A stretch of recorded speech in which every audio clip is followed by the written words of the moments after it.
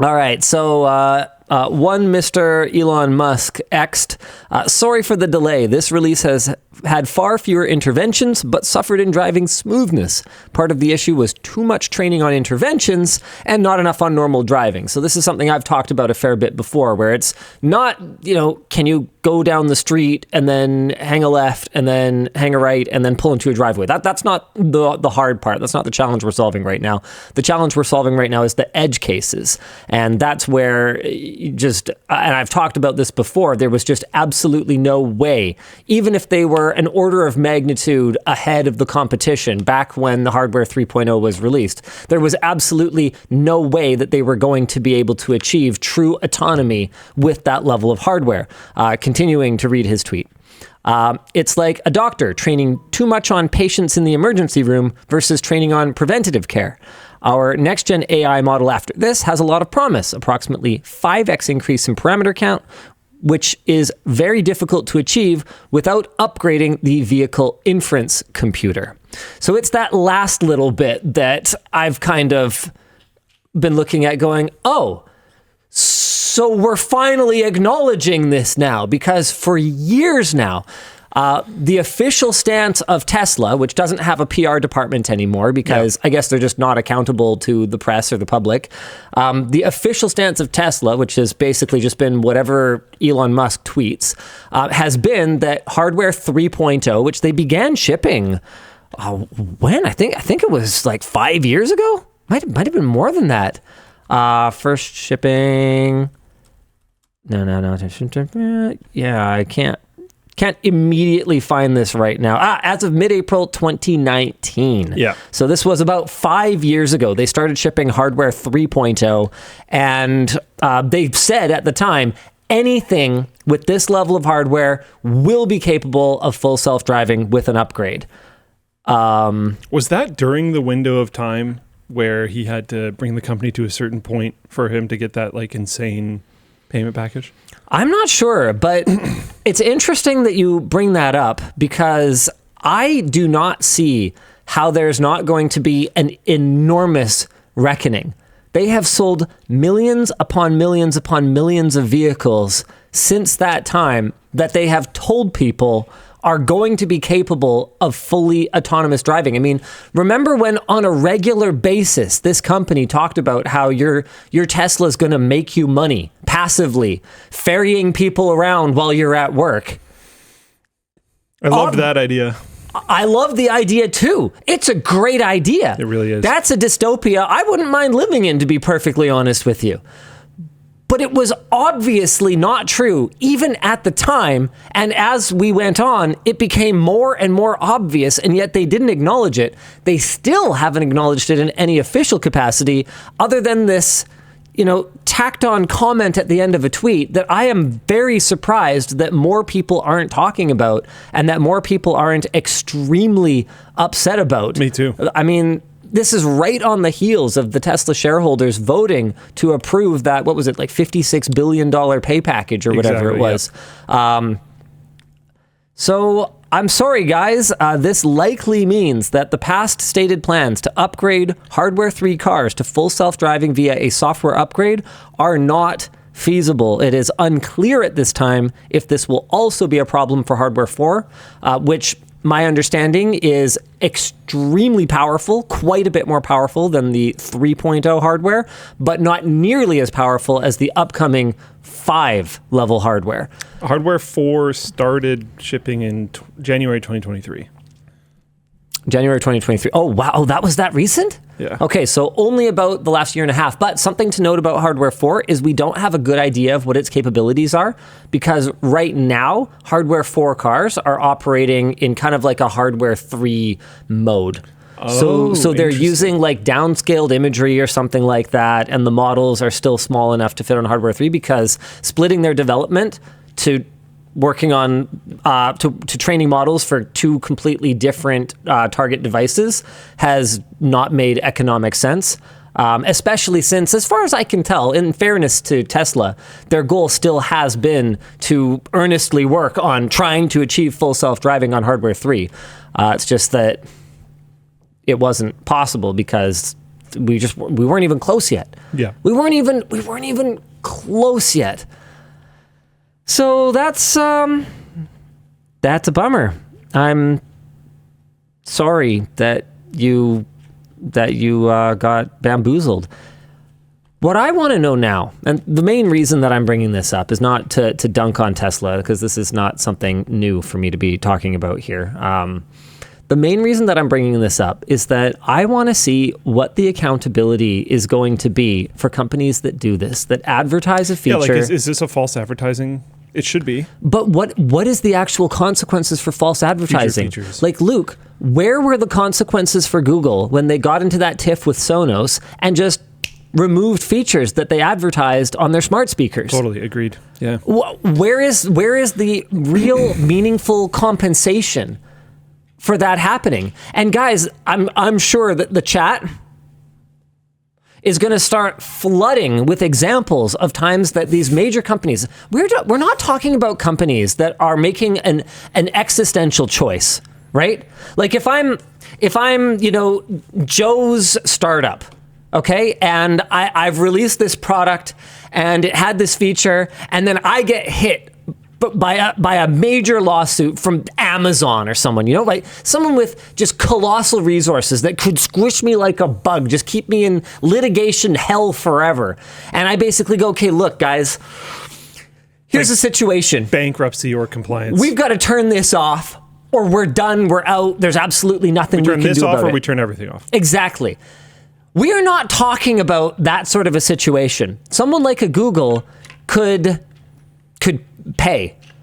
They could pay temporarily to license the feature, or they could continue to keep it on the devices and pay whatever fines and penalties, or they could. And if they win the case, they could sue for those back or whatever. Yep. Or they could recall. They could recall the device. That's totally an option. Yeah. You can recall something. You can offer people a refund, which in my mind is the most possible financial liability that you should ever have for a product that you're selling, as long as it doesn't destroy something else at the same time, right? Yeah. Like if I sell you this microphone and it stops working, or it stops working the way you desire. It has a certain mode that I like. And I remove that mode. Yeah. I think the most financial liability I could possibly have is the price of this microphone. Okay, so let's see. Have you guys hit us with some other examples here? Oh, surprisingly, you didn't. I'm not seeing a lot. Spotify dropping car thing in less than 2 years. Yeah, bricking the device was really, really bad. Waymo just had a car drive in oncoming traffic. Okay, all right. Well, never mind. What would be your ideal consequence for this? Like, what should the let's come back to Tesla now.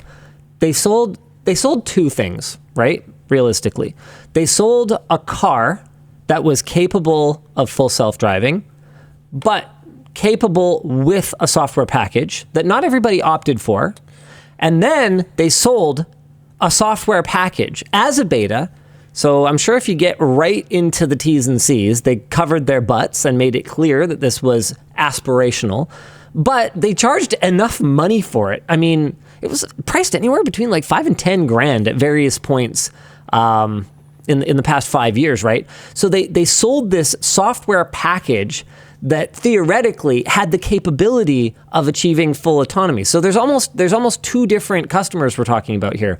The ones with the hardware platform that is supposed to be upgradable too, but maybe they haven't paid into and therefore maybe aren't really entitled to complain in the same way. I don't think so much. And then you've got the people who actually bought the functionality, but who, I think Tesla would be very quick to point out, but who have been enjoying this beta functionality all this time for all the limitations that it might have. What are they entitled to? What should they be entitled to? If you could write the law for selling something based on false promises. I feel like if it was very clear that a false promise had been made, those users should be available for a full refund. I don't think the company should have to automatically full refund everyone, because there might be people that are happy, like you said, with the thing that they got and they don't care about that particular feature. And they might not want a refund. They might just want their thing. But the people that get the full refund should lose access to the thing as well. Because I'm trying to think more broadly for like what other companies this could possibly happen to. But, so they should be able to have like a retroactive way after the date refund if they want it, but they should probably have to give the thing back. Okay. Well, yeah, I mean, so like yeah, if it's a software upgrade, sure, you lose the software upgrade, but you can get a full refund of the price that you originally paid. Okay, but what about the car? That part, yeah, I don't know. Because there's like I'm trying to think of other scenarios, and there's definitely times where you might buy an Xbox. Yeah, I was going there. I was going GTA 6. Yeah. If you might buy an Sony Xbox said, for GTA 6. Buy a PlayStation 5 right now. It'll be the best platform for GTA 6. You're going to play GTA 6. Yeah. And GTA 6 doesn't come out Microsoft for the makes PlayStation some 5. exclusivity deal. Sure. Whatever goes down. I might want to be able to return my PlayStation. If the reason why I bought the console is the future of that game. If I'm like, I'm going to buy a console now, I'm going to buy one of them. I want it mainly for this game, but I'm going to buy it now, play some games up until then, whatever. I would be pretty frustrated. But should they be entitled... I'm not sure how to compensate those Should people. they be entitled to account for depreciation? Because if I'm Tesla, I could be looking at a car that is 5 years old that I'm like, what? I'm buying back at full retail price? That doesn't make any sense. I mean, you drove it. Who defines... So this is an issue that I have with understanding automotive stuff. Who defines depreciation? Is that Blue Book? There's like a central body that does it, right? I got to be honest with you. You don't know. I don't know who Blue Book is. Oh, okay. But they do it. But are they a government agency? I don't know. I actually have no idea who Blue Book is. Yeah, me neither. I don't know who like runs that. Yeah. And even then, like is that, can that group of people be easily Auto Nation? Who's that? Yeah, I have no idea. That's hilarious. And guys, Blue Book is it's a car dealership company. Yeah, okay. And Blue Book is I've found values in there that are so far off.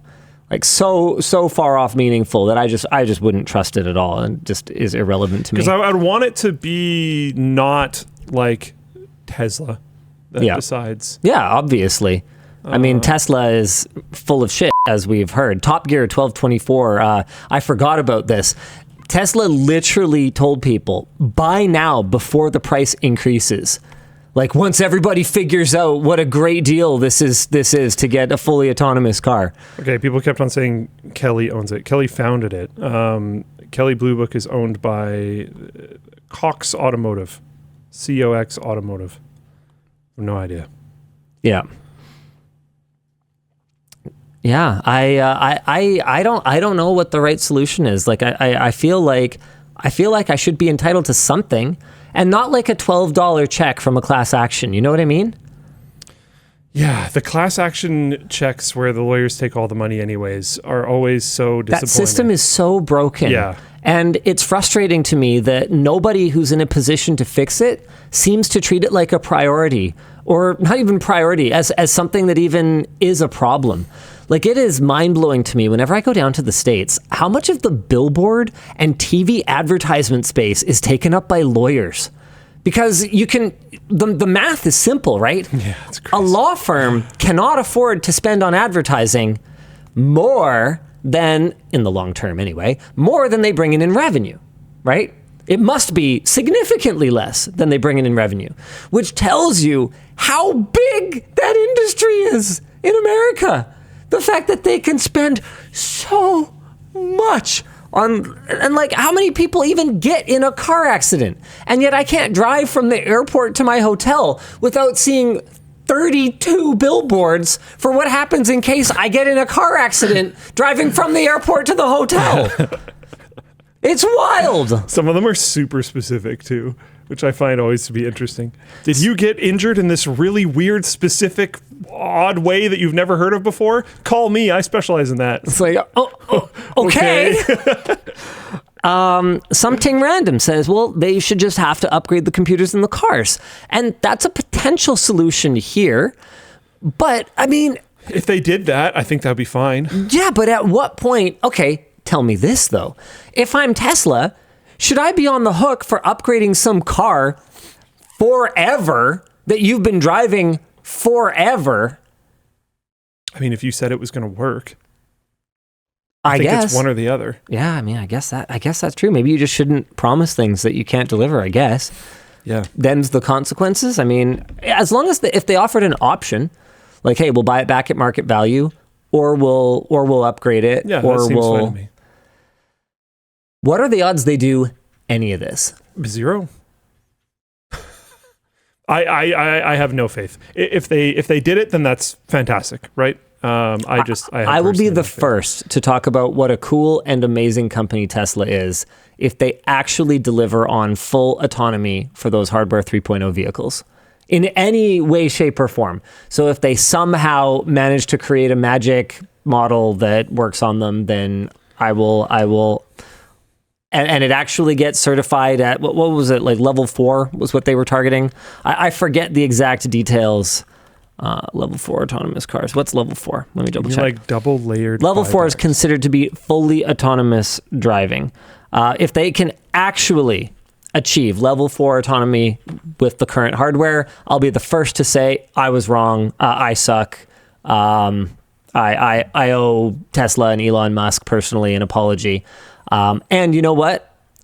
I'll say the same thing. If to no cost to Tesla owners, they upgrade the hardware to something that can do it, I don't think they will. I mean, that would be cool though. If they did that, that'd be cool. We have a long history of this company's management shortchanging people, whether it's not paying rent on the buildings, for some stupid social media company they acquire, or whether it's, stiffing people on their expected payouts for their severance, like whatever it is. There's a long history here of just kind of being a nozzle. So good luck, everyone. Sorry, y'all. Here's an interesting one. Shraff2K in Full Plane Chat said, what about the Cyberpunk Edition Xboxes sold that can't play the 2.0 update or expansion? Ooh. Because that's an interesting one. Because that's really interesting. At the time that they sold... That's not on Microsoft or Sony at that point. At the time that they sold, I'm sure they could play all of what Cyberpunk offered. Yes. But then the software updated. But tell me this. If I'm the console manufacturer and all that ever goes gold on my platform is the shipping disc, which, I mean, it's a miracle that went gold in that case at all, but that's a whole separate conversation. How could I possibly be liable for some future update that the game manufacturer rolls? And in this case, I don't see how anything would prevent the manufacturer, would prevent the console maker from basically saying, like, yeah, we're not going to accept any future updates to this game on these platforms, as long as, you, CD Projekt Red, make sure that the highest level that they were certified to run remains available on them. I mean, I see an easy solution that doesn't leave anybody holding a bag there. So you get what you paid for, and you don't get less, but you don't get more.